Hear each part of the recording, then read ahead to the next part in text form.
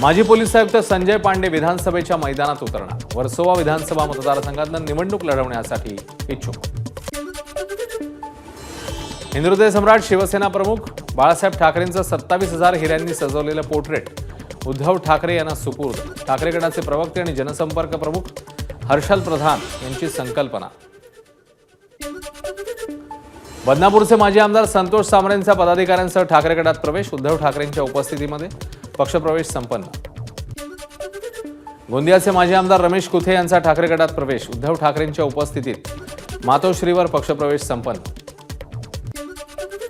ठाकरे गटाचे माजी खासदार राजन विचारे यांचे निकटवर्तीय असलेले युवा सेनेचे पदाधिकारी शिवसेनेत। मुख्यमंत्र्यांच्या उपस्थितीमध्ये पक्षप्रवेश।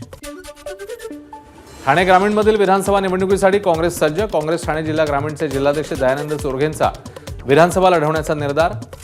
भिवंडीमधल्या बैठकीत निर्णय। शिवसेना खासदार मिलिंद देवरा यांचं मुख्यमंत्री शिंदेंना पत्र। मुंबईत मोठ्या प्रकल्पातून निर्माण होणाऱ्या रोजगारासाठी मराठी लोकांना प्रथम प्राधान्य द्यावं, देवरा यांची पत्राद्वारे मागणी। मुंबईच्या बोरिवली पूर्वेकडील संजय गांधी राष्ट्रीय उद्यानात पाण्यात न उतरण्याचे फलक। कोणताही अनुचित प्रकार घडू नये म्हणून निर्णय।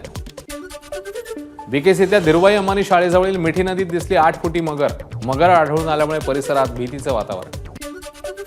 सनम खान प्रकरण लोकमान्य नगरमधील डिजिटल केंद्रावर पोलिसांनी धाड टाकत केली कारवाई। सनम खानने याच डिजिटल केंद्रावरून बनावट कागदपत्र बनवलेली। सनम खान प्रकरणात जसवंत राठोड याला 1 दिवसाची पोलीस कोठडी। जसवंत राठोड लोकमान्य नगरमधील डिजिटल आधार केंद्राचा मालक। वर्तकनगर पोलीस ठाण्यात आरोपीची पुढील चौकशी होणार। भिवंडी पालिकेची जुनी मुख्यालय इमारत धोकादायक। पावसाळ्यात महापालिकेची धोकादायक असलेली इमारत रिकामी करण्याची वेळ।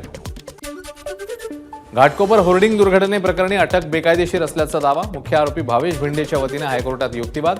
मात्र राज्य सरकारचा याचिकेत नव्याने आलेल्या दाव्याला विरोध। मुंबई महापालिकेच्या जी दक्षिण विभागात ठाकरे गटाचं आंदोलन। वरळी स्मशानभूमीच्या खराब बांधकामाविरोधात ठाकरे गट आक्रमक। स्मशानभूमीच्या बाहेर लावले बॅनर्स।